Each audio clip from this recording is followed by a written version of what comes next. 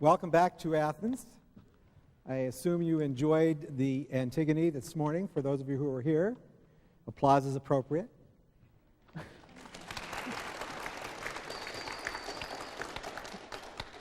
This afternoon, we are going to have a debate between Antigone and Plato.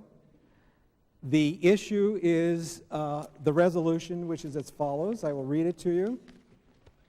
Resolve that an enlightened democratic government better protects and provides security for individuals than does an autocratic government. Speaking for the resolution will be Antigone, 5 minutes. Speaking against the resolution, Plato, 5 minutes, followed by approximately 40 minutes of interaction.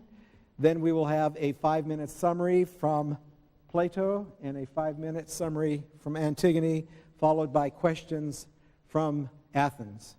That's you. If we may begin then, please, the 5-minute statement. My support of democracy today is going to take a rather circuitous route, so please be patient with me. As you know, I'm a product of an oligarchy. I was raised in Thebes. I was a member of a royal family. As a woman, of course, I had no position nor power in Theban society. I am a literary character, as you well know, a product of the playwright Sophocles, who wrote in 5th century Athens, the height of the classical period. Athens at that time was a nascent democracy. Once again, if I had lived in Athens, even under those beginnings of democracy, as a woman, I would have had and did have no power, no voice in the governing of my city-state. Neither in Thebes would I have had, nor in classical Athens, 5th century Athens. I would be classed with children and slaves and outsiders, those non-Athenian-born citizens. They would not have been citizens unless they had been born in Athens. So you may ask the question, why is Antigone supporting democracy? Obviously, democracy gave her no rights, gave her no voice in governing. The oligarchies of Thebes gave her no voice. But taking this trip through the centuries to you here today and seeing the many twists and turns that democracy has taken, I see that finally women do have a voice, that they do have some say in the governing of their countries, of their states, of their communities. It is true that during my time, I would not have been a very staunch supporter of democracy. I would have had nothing to gain from it. In fact, I would have everything to lose. As a matter of fact, I lost my life because I spoke out when I thought, when I believed the dictates of my conscience, and I did. I lost my life. How fortunate you are here in this democracy, in this country, because if you were Antigone today, you could stand on the rooftops of any house or any building in your town and you could say, I have been wronged. And no one would have sealed you away in a cave or stoned you in a public square for your beliefs. It's not always easy, and you have to fight to maintain those rights as women and men. But at least here today, I would have had that opportunity and those rights. So I see the benefits that democracy has bestowed upon all of us, and especially upon that class that was given no voice during my time, in my period. Women were silent. Thank you, Antigone. To remind ourselves, who's Plato? He's a student of Socrates, was a student, or is a student of Socrates, known for his major work, The Republic. Plato, negative. I took quite a journey to be here with you today, to come to this place called Idaho. And when I got here, I was told I was going to discuss philosophy and politics. But when I got here, I discovered that I was discussing these issues, these ideas, with a woman. Now, I would have never discussed politics or philosophy with a woman. A woman would never challenge any man of my time about these issues. And I was very upset. In fact, I almost left. But I decided that I would subject myself to this and force myself to have discussions with her. So I asked the audience to do the same. Try to listen to her, but realize she's wrong. Now let me tell you a little bit about myself. I was a Socrates student. I loved government. I thought that government was what I was going to practice. That was going to be my career. Socrates was a man who stood on the street corners and would talk to anybody who would listen to him. What Socrates did was ask the question, why? He wanted to get people to think. Well, the Democrats didn't like that. And they sentenced Socrates to death. Well, I was about 28 years old when this happened, and I was traumatized, completely upset and disgusted with the way government was working. And I decided that I was going to follow in the footsteps of Socrates and keep asking the question, why? I started the academy, which I understand this place we are at today is spurred from the academy. I was told that the academy is the model, is the first university of its kind. Now, what we're talking about here today is what protects the citizens better. Does an autocratic system or does a democracy? Now, Miss Antigone talked about women. Women is not worded in the resolution. We are talking about what is best for the people. Is it best to have people who are uneducated and of lower value running a government? Or do we want philosophers who are groomed from very young to protect the people, where all people are treated equal? Because in that type of a system, only then will there be justice for all the people. What Antigone proposes isn't what's right for the people. I think in 1998, I heard the word feminist, and I didn't know what that meant. And so I asked somebody here in North Idaho what the word feminist meant, and they said Antigone. And Antigone is somebody who's advocating not what's best for the people, but what's best for herself. And so as we continue our discussions today, and I'm sure they're going to be quite lively, remember what the resolution is. We're not advocating just for women's rights. We're talking about what protects the people of the state. And an autocratic system does just that. Thank you, Plato. May I respond to Plato here? One moment. He is being very disingenuous, citizens. He says that he would never have discussed these ideas with a woman. Well, I think he got most of those ideas from his mother, who was a noted philosopher and mathematician. I suspect he would not have discussed them with her in public, of course not. But in the privacy of their own home, I'm sure Mr. Plato dug deep within his mother's mind and came up with many of his great ideas. Also, I suspect he would have discussed some of these ideas not with his wife, of course not. I mean, wives were mere chattel, utilitarian beings meant for breeding, but he probably would have discussed them with his mistress. So Would you like to respond, I Plato? would. By the way, you never did get married, did you? No, I did not. That means nothing. As you can tell, Miss Antigone is not informed on what she's talking about. I was never married. Oh. Now, you'll meet my mother later today, and she will agree with you that we don't agree with our philosophical beliefs. My ideas came from the teachings of Socrates, not of my mother. And so, once again, you're... Socrates. Oh, that wonderful, hoary old man. Let me see. He taught 2 students who overthrew the democracy. Oh, one of them became a monstrous tyrant, if I remember correctly. His name was? Is that not true? Yes. There was one, Alcibiades in Critias. Oh, Critias was a monster. I can tell that you choose to attack the character of the great Socrates.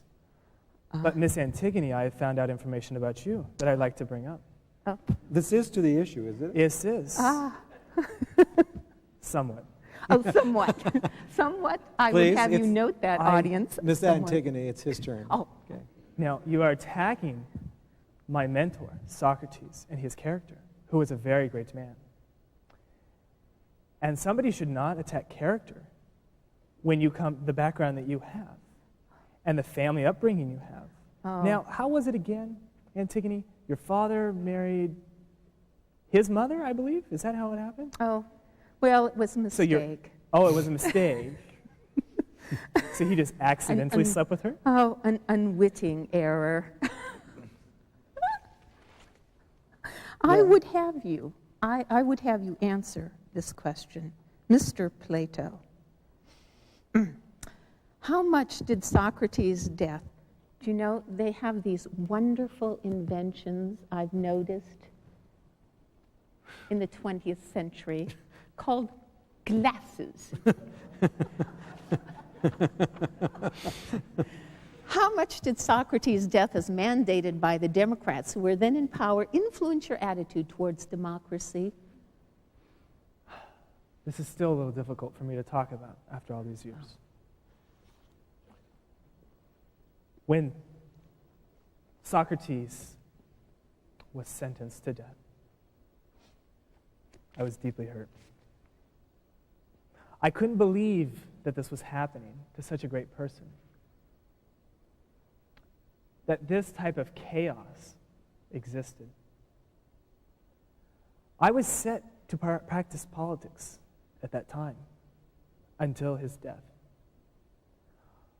But the actions of the Democrats, the chaos in the society, I knew what my calling was.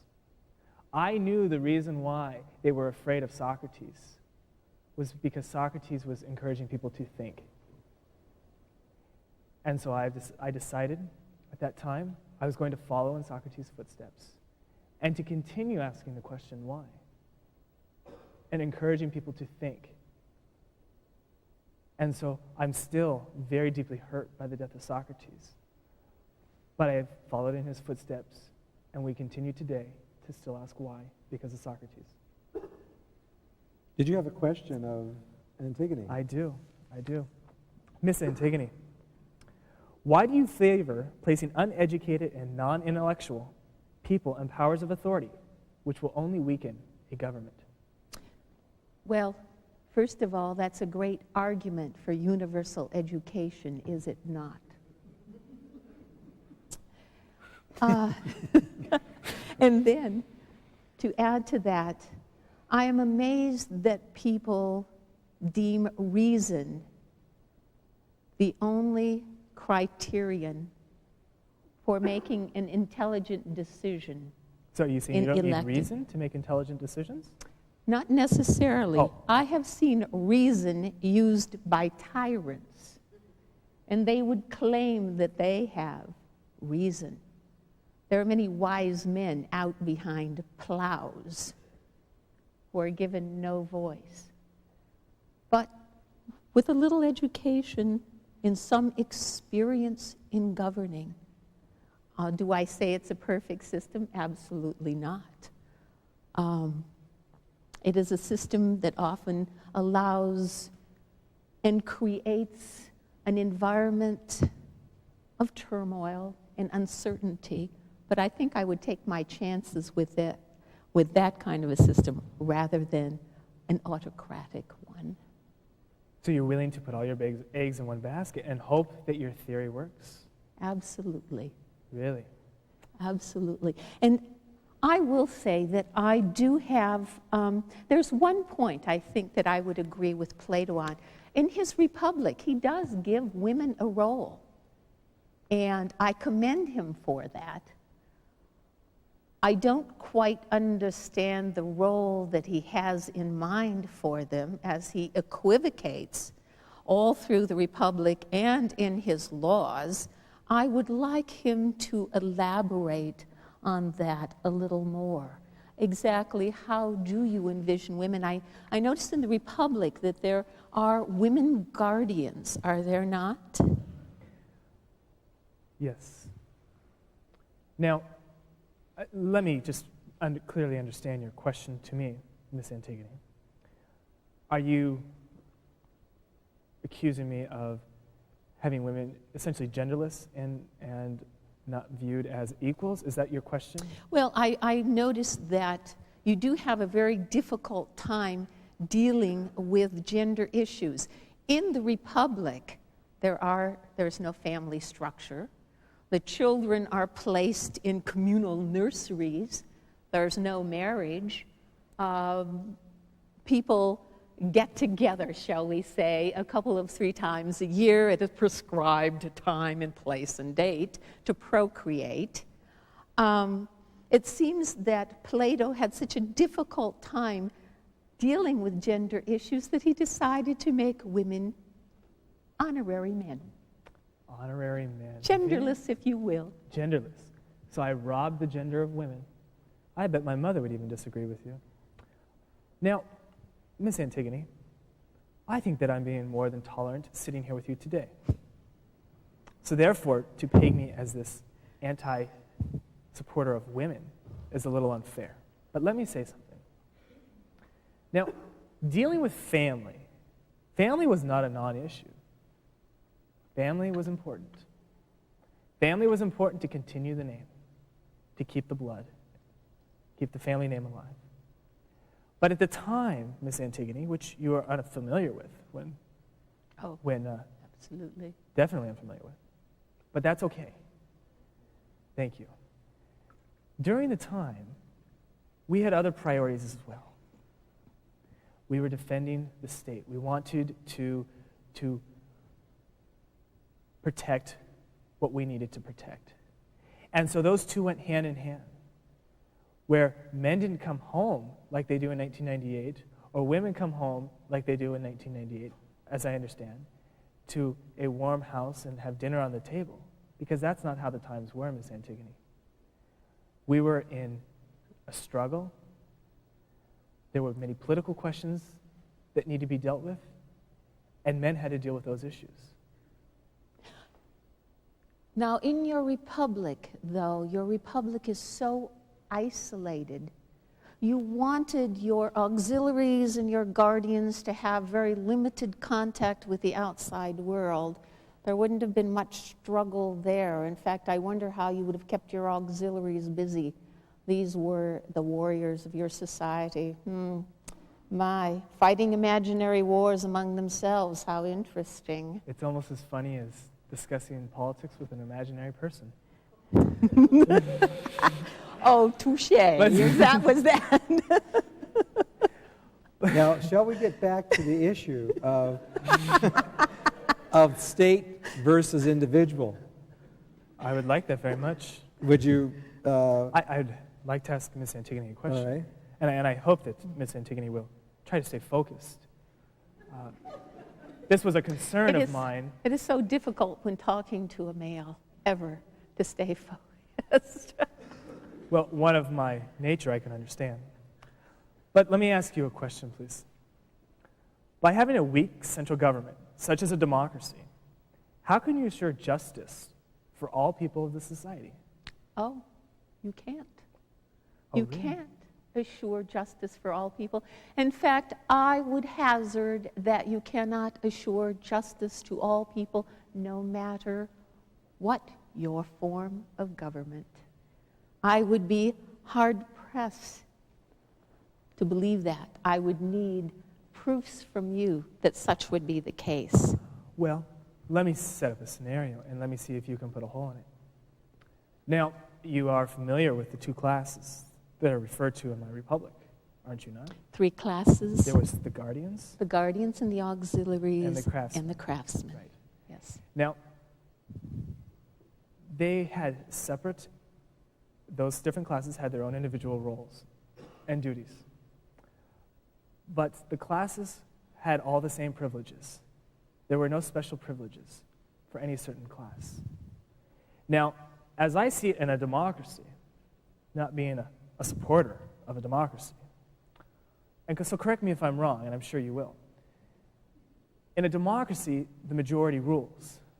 Therefore, the minority are the ones who do without.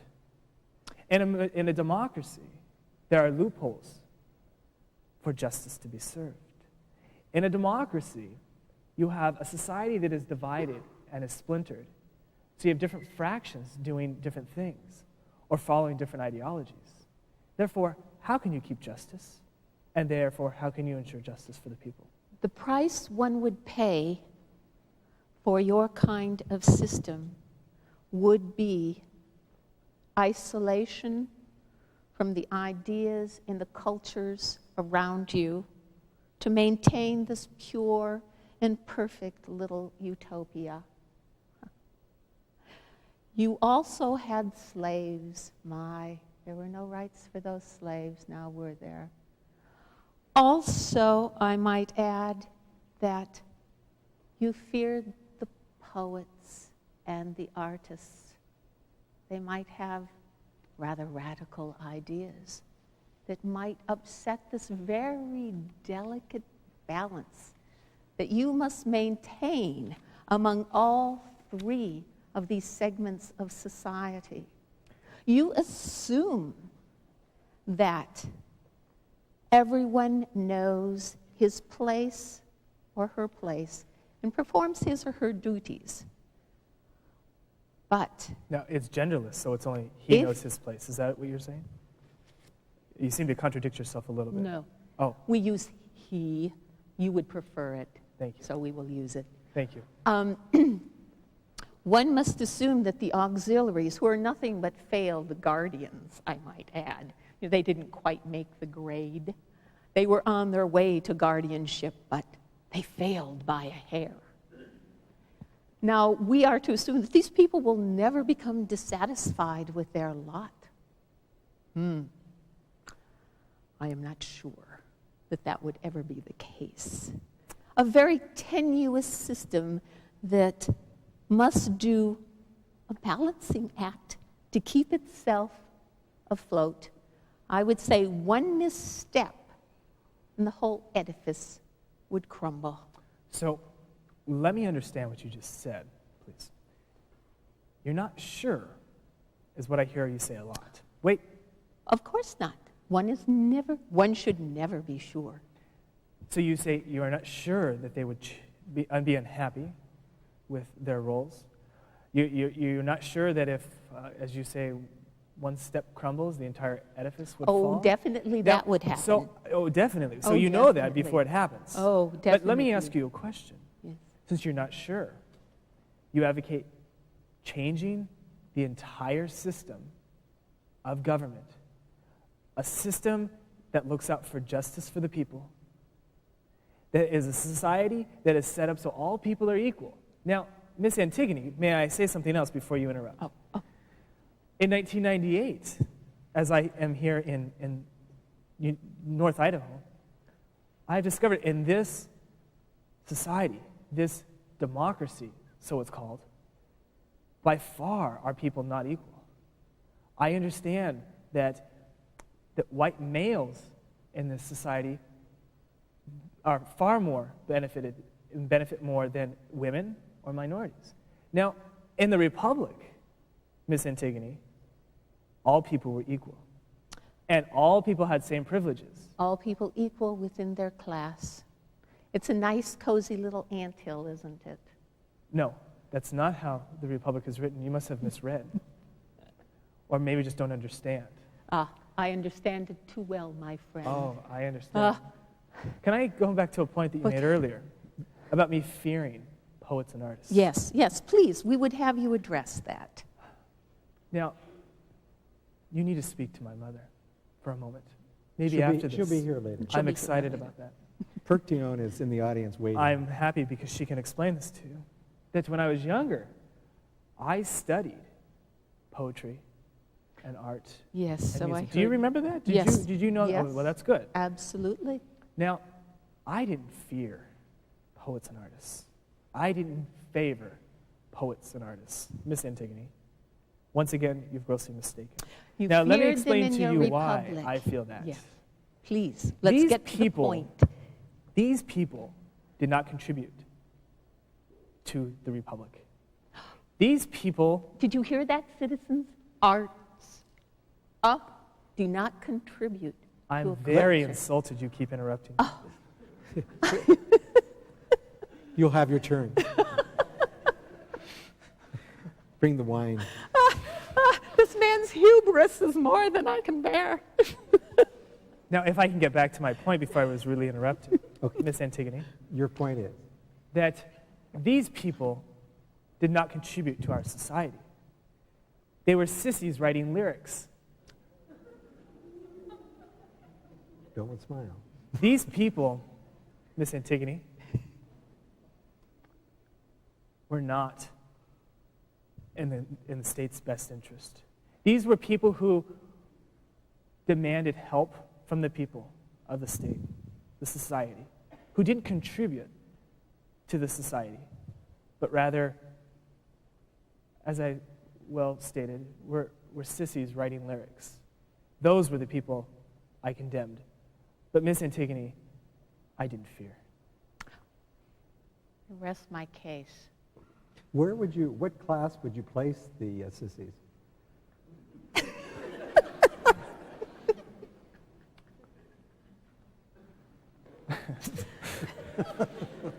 I'm gonna drink a wine first, please. Well, I don't know, to be honest, Mr. Bell, if I could say which class of people I would place them in. I don't know if I'd feel comfortable placing them in any of the three They classes. would not live in the Republic then. I would think not. I see. We're outside the Republic is what? What's outside the Republic? The rest of the world is what?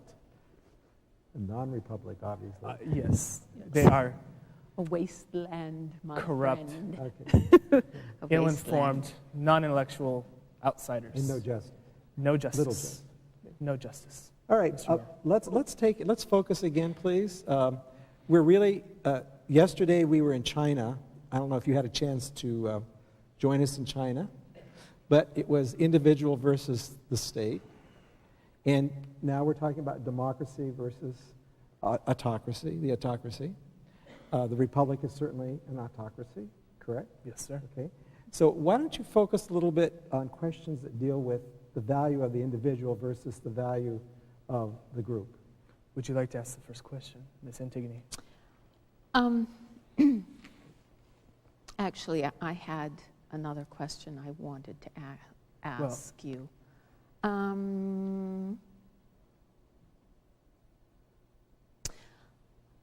No, go ahead. There is a question I have here I would like to pose. It doesn't address the matter at hand. Well, Ms. Antigone, I will override this nice moderator and accept your question, and then we will go back to his request. Back to the script. Back to the script. Well, my one question of you is Socrates put philosophy on the map, but he often appears a rather unpleasant sort. In your dialogues, he expects perfectly intelligent people who are able to make common sense decisions and take practical actions on perfectly ordinary matters to obsessively intellectualize their motives and actions. What say you about this observation of your mentor teacher? May I ask you a question? Is there anything unreasonable with that approach? Oh, absolutely. If you want to spend 2 hours figuring out the answer to a simple question. Miss to Antigone, get you through the simply day. fear knowledge. You are afraid to ask the question why and to try to come to an answer. That's what you really fear. I remember he was teaching a young man mathematics, a slave boy, I believe it was. Yes. Well, it seemed very obvious he was working with a very intelligent little slave boy who could draw conclusions from one mathematical theorem to another. No.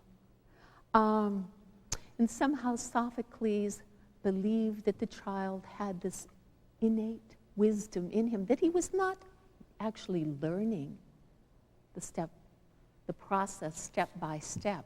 I found that very interesting, and I thought, this man would take us through. Thank you for your thoughts, Miss Antigone. Take us But through if you will, many allow me to read something to unnecessary you. steps. Yes. As Mr. Bell has pointed out, the resolution is not about mathematicians or whatever you're talking about. Once again, you're off base. The resolution, and let me reread it for you, Miss Antigone, that an enlightened democratic government better protects security for individuals than does an autocratic government. Now, Miss Antigone, let me ask you a question, if that's Yes. okay. Yes. And please try to stay focused. We don't have much longer to go.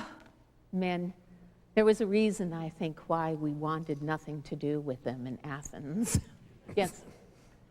Miss Antigone. Yes. Now, let's talk about the individualism versus the state, just briefly. Now, I'm assuming, and correct me if I'm wrong, you support individualism over the state. I think there needs to be a fine balance between individual rights and states' rights, and the rights of the state, the rights of the collective. And finding that balance is a difficult process. So do I always support the rights of the individual over the state? Absolutely not. No one in a democracy has ever taken a stand like that. Oh, yes, they have, but there are others with more balanced views. So, no. Miss Antigone, may I ask you another question? Yes. When is it okay for the states to have more rights than the individual? When the individual's actions are based on moral and ethical actions that may have no adverse impacts on other people. For example, when I determined to bury my brother, and my Uncle Crayon said, "No, he is a traitor." The question is, would my actions have actually had an adverse impact on the society of Thebes if he had upheld my decision? Actually, he could have come up with a compromise. There would have been no tragedy then. I could have buried my brother. He could have consented. I need not have buried my brother within the city limits of Thebes. It was common practice for invading armies, the men who died, to be buried by relatives, and the consent given to those relatives to bury their kin outside of the city-state. A perfectly reasonable compromise, which my uncle could have come to. I would have been happy. I would have done no harm to the state, and I still would have been able to follow my conscience. But of course, then there would have been no magnificent tragedy. Is that not so?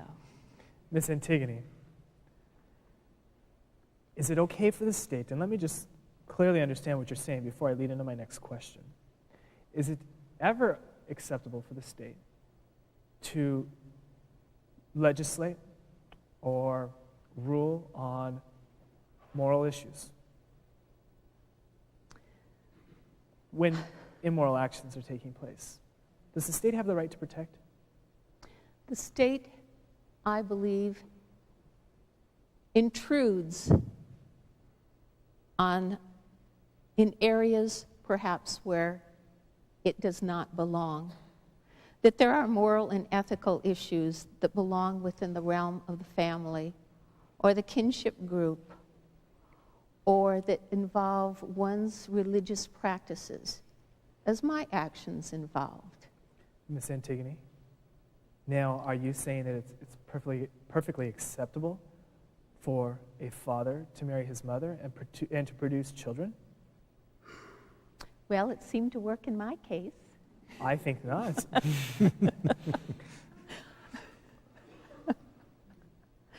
We'll have 5 more minutes of this discussion, then we'll proceed to our summary statements. Would you have a question of me, Miss Antigone? Do I have a question of you? Let me see.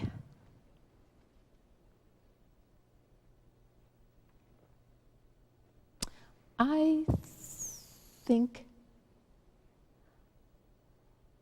not. Really? I think not. I think I have probably spent very nearly enough time on this stage talking to a man. Well, I have spent One too much of time on this stage. hubris. I'm speaking sure to we a don't want to woman. get personal here. Oh, but of course we Nice. do. I have, do you have another question? I do not have any particular question. Oh, well, our moderator. Here's a, we did at great expense bring you forward to the 20th century, as you well understand. Yes. So I feel we have a right to ask you some questions. Oh, please Yes? do. Okay. Please do. Great expense. And Zeus, Tony Stewart said it was okay for us to do this. Mr. Stewart's a very nice man. Remember, he's Zeus. Zeus. A statement just came to my desk, which reads, "Democracy begins with a meeting and ends with a vote." Think about that statement and react to it from each of your perspectives, the good and the bad of that kind of activity. I would like to go first. Mr. Bell, if that's okay. Fine. Miss Antigone, is that okay? Democracy starts with a discussion and ends with a vote. Now, in the Republic, when you have philosophers and intellectual people at the round table discussing, then we can come to a conclusion that is best for the people. But Miss Antigone and Mr. Bell seem to feel this way slightly, that in a democracy, when you come to the table, you don't have intellectuals. We have average people like you at that table. And when average people, uneducated people, are at a table, their decisions are not for the best of the people to uphold the morals and intellect of a society. By the way, I'm neutral, Mr. Plato. Whatever you say, Mr. Bell. Average people, my friends, dear citizens, how many of you here are engaged in some kind of educational enterprise or have been engaged in some educational enterprise? I would hazard a guess, if I saw a show of hands, that there are a good many of you out there. This man calls non-intellectual people. Well, perhaps we don't sit with our philosophy books and at the feet of our philosophers every day, but we are people who question, who read, who engage daily in the educational process. And we come together to share ideas. The guardians of the Republic would be few. The people who would ever make it to this pinnacle would be a mere handful. who would be making decisions for all of the people under them, the large class of artisans and the auxiliaries. In a democracy, a whole room like this could engage in a discussion of a vital topic, and perhaps no consensus would be reached. And that is the wonder of democracy, this dialectic, and the fact that there is always an opportunity to learn more from the person sitting next to you. And yes, you will have a vote. Will it always count? Perhaps not. Or will it count in a way that you wish? Perhaps not. But it is there for you to use. Yes. And I would have you use it more frequently and more often than you do now. You know, in Athens, there was a very lively, men spent 60% of their time engaged in political activities. They were always discussing in the square and in the polis. They were voting. They were very active citizens, even though women weren't involved. I would encourage you to be more active. That's one of the things I noticed in coming down through time to your time, is that you need to talk more to one another. You need to become more engaged in the democratic process. We will now begin the 5-minute summary by Plato speaking against the resolution, in essence speaking for autocracy. Thank you, Mr. Bell. As I'm getting older, my back is becoming more and more sore. Now, I've spent the last 45 minutes on this stage with this woman who I was kind enough to bless with my presence today. Now, we are discussing a topic that is very important to your people. Miss Antigone advocates a democracy because a democracy gives you an opportunity to participate. But just a minute ago, Miss Antigone said, will your vote always count? No. Very interesting. Miss Antigone does not know what she is talking about. She's a very nice person, but she's not informed. Now, we are talking about what is best for the people. What protects the people the most? What type of system, what type of a government do we want to protect the people? Now, some of you in 1998 may think that my views are slightly skewed. But if you truly read my writings and understand what I am saying, you will agree with me. Because I advocate a system, a government that looks out for all people. Now, I'm not going to say you have a vote and it counts every time, like Miss Antigone, when she really doesn't mean it. She just said so. Justice is important, people. In 1998, I understand you are still struggling for justice and equality. A democracy, and I understand this democracy has been around for over 200 years, and yet justice and equality do not exist. Isn't that interesting? Now, in the Republic and my writings, you will see that equality and justice is there. There are no special privileges for certain peoples based on their class.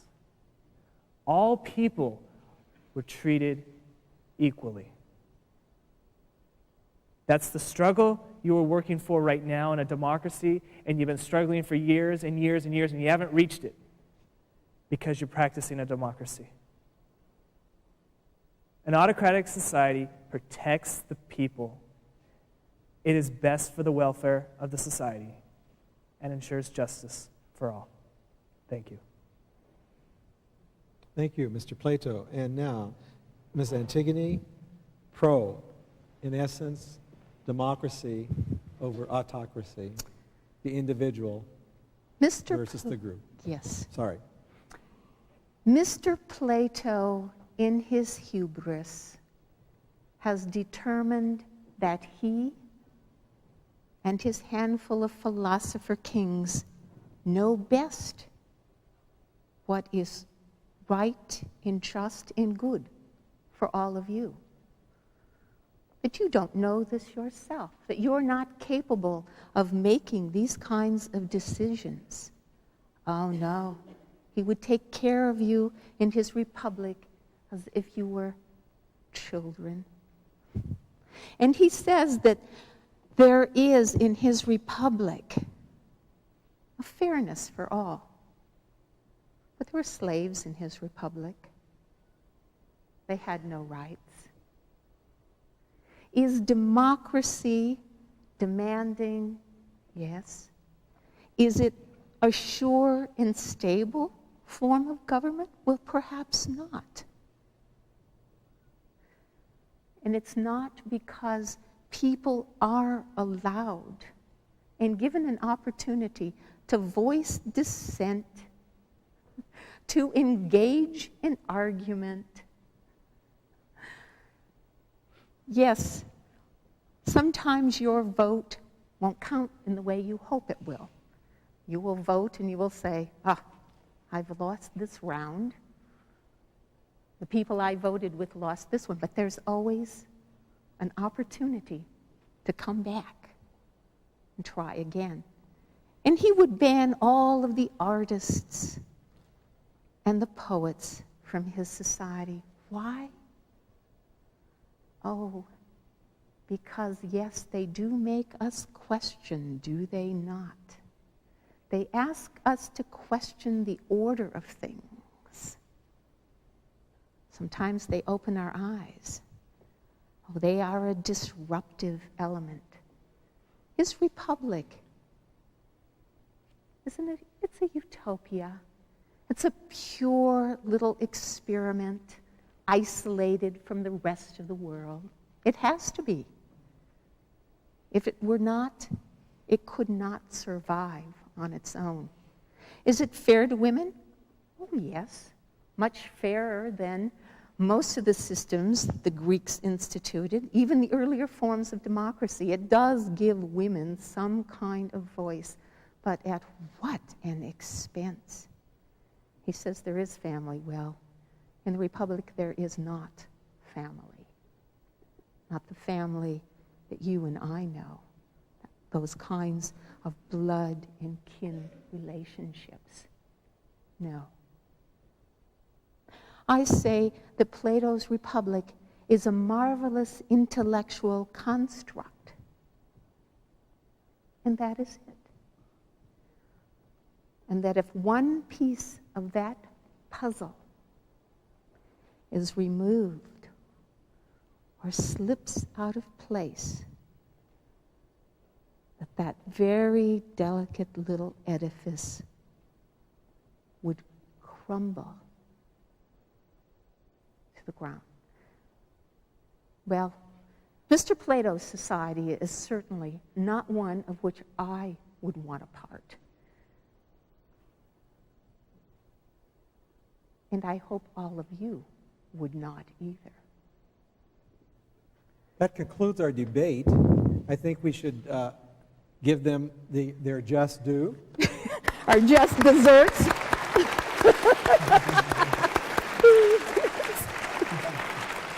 And so, at this time, we will entertain any questions that some of you may have of either Plato or Antigone, and then we'll conclude with one of the characters stepping out of character so that you find out who that individual is. And then we'll go to our response panel at 2:30, correct? Yes, and if you have a question, please come to the microphone. No, here And if you don't have questions, Well, and if you have a question too that may not even relate to our presentation here, our debate here, if there are any other questions that you would like to pose. I missed my questions this morning. I know Tony was being kind to me. I'm stepping out of Antigone's role right now. But but if you have any questions about Antigone. Here comes a question.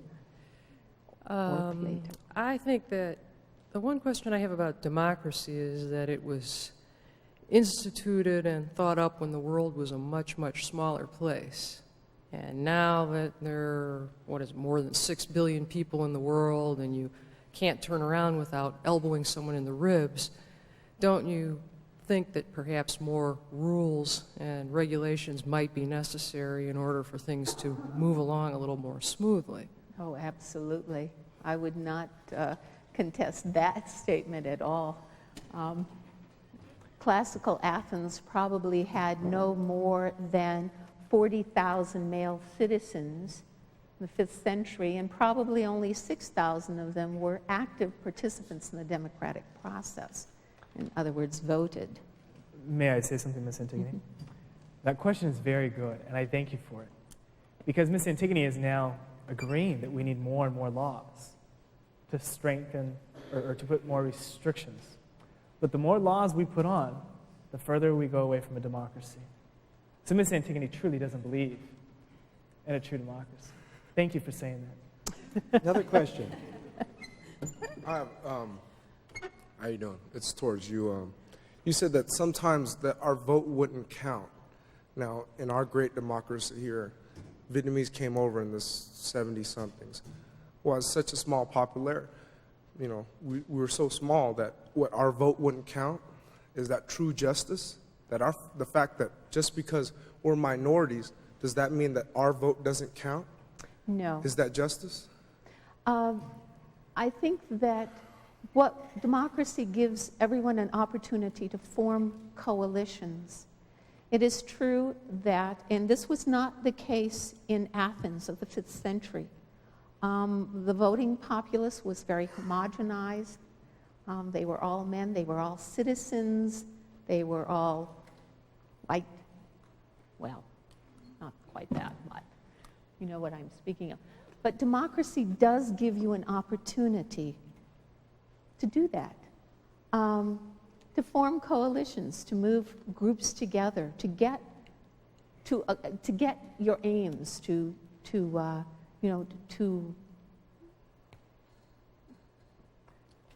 reach your goals and that which you're striving for. And it also gives you the opportunity, I might say this, that when you are dissatisfied, to say something about it. But it gives you a public voice. Go ahead. Voting, what if there's a 51-49 vote? Well, then the 49%, they're just stuck? Or, I mean... The 49% go out and they get that 2% they need to come back winners. Such a naive response, Ms. Antigone. Now, young man, that was a wonderful question, and I thank you also for asking that question. You owe me $5. A plant, I knew it. Now,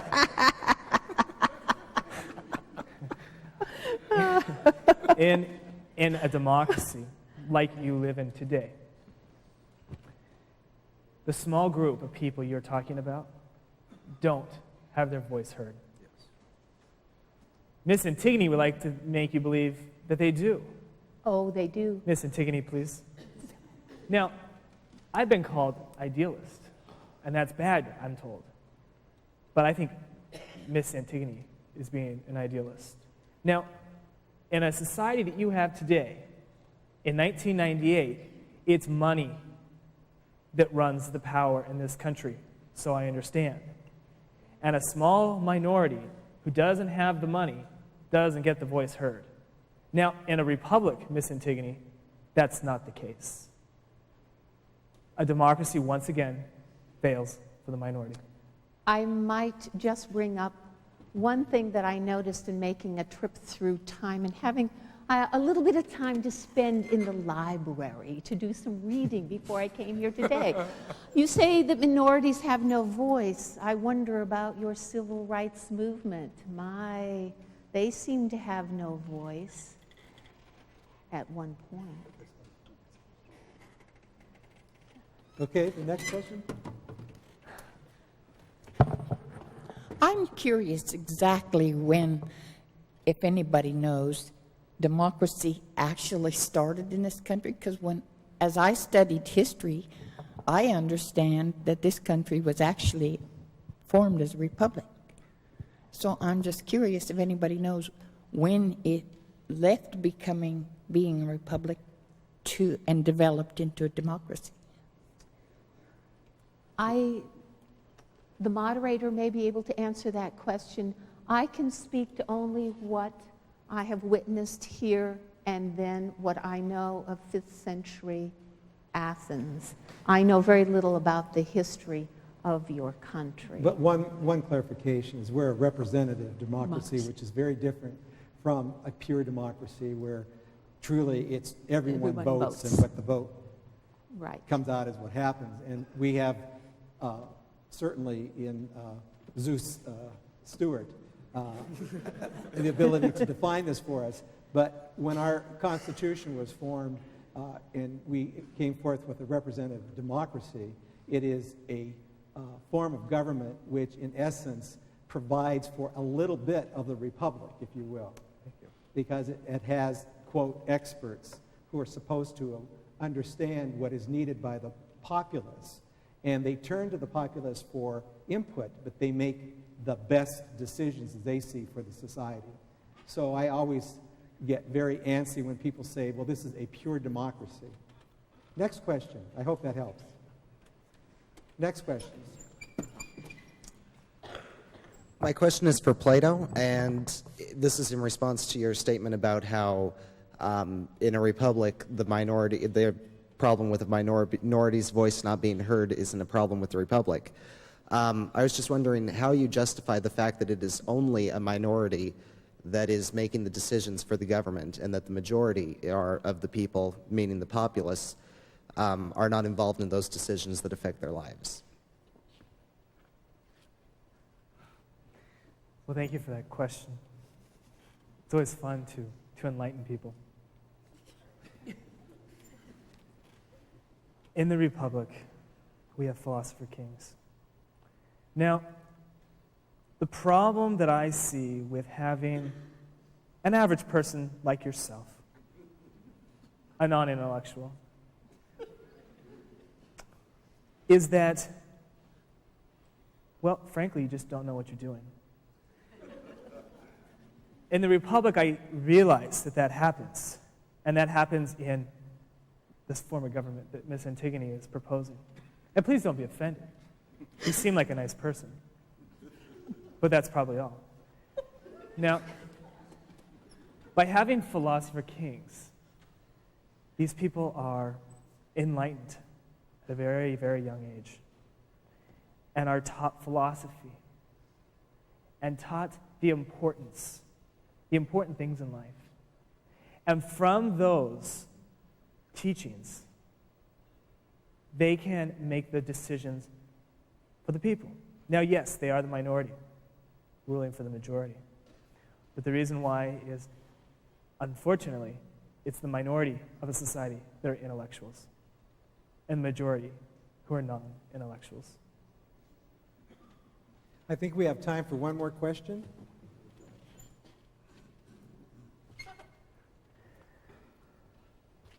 I'd like to address this to Antigone. I believe Alex de Tocqueville, who in 1840 wrote about democracy, and in the substance of his evaluation of democracy, his critique pointed out the weakness that there is a tremendous sort of prioritization of rights and freedom, which he believed 100%. But the weakness is that, in his opinion, what was left out was a sense of responsibleness. And he pointed out associations sort of fill that in, unions and so forth. But Viktor Frankl, in a book, wrote in his book called The Meaning of Existence, he pointed out that freedom is a derivative of responsibleness. And responsibleness then is the heart of democracy. It's a maturation. It's a growing up. It's a recognition of one's responsibility to make the system work. And in fact, it was interesting because Viktor Frankl said, this country needs a companion to the Statue of Liberty. It needs this beautiful lady on the East Coast needs a companion, a statue of responsibility on the West Coast to balance the concept of freedom. And I think it's a wonderfully creative, imaginative kinds of thing that might fulfill the essence and the beauty of this concept that we call democracy. So I just put that out on your table for whatever it's worth. I love this man. Get this man up here. That was a wonderful statement. Absolutely. I could not agree more. And there is not, even though Athens was ruled by men, they formed that nascent democracy. They took their responsibilities not lightly at all. They were very committed to the process of ruling, very committed to the political process, very committed to that democratic dialogue. They spent much time. This governing Athens was considered a duty and a heavy responsibility, and it was not assumed lightly by these men, as I think none of us should assume any of these responsibilities lightly. I think that was just a marvelous comment. And I think it's a way to end our debate dialogue. I really appreciate your questions. We do want to have Plato break character now because he can't stay for the panel. So I give you student Josh Buhner.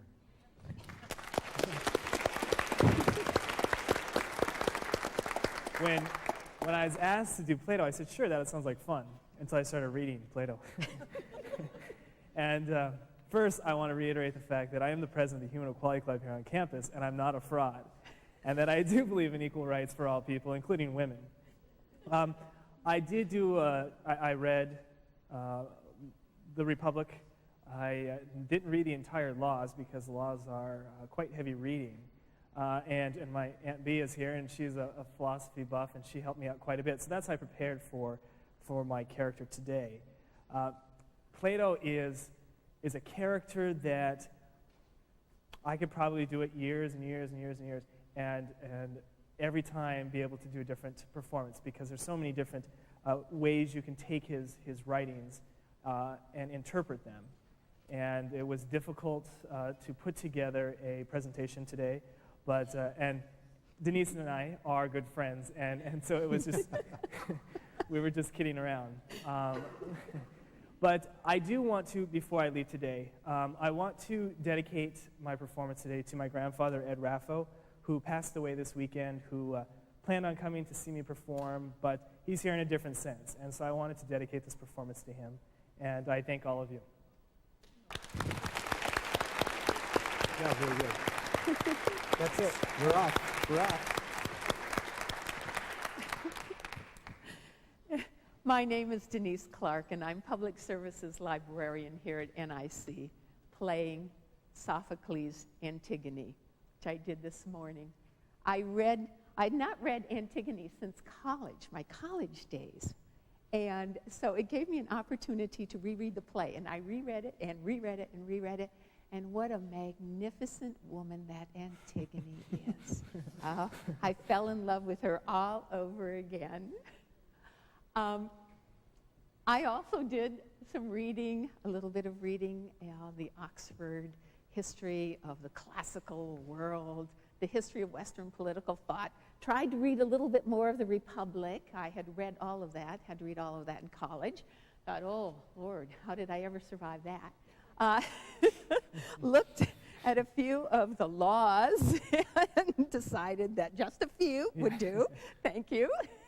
And had a lot of fun preparing for the day. I thank all of you for being such a lovely audience. And with that. Thanks. Oh, wasn't that wonderful? I encourage you, if you can, to come back at 2:30 for the panel, where we will actually share and visit with Plato's mother, Perctyon, his teacher and mentor, Socrates, and the eternal Theseus. Thank you.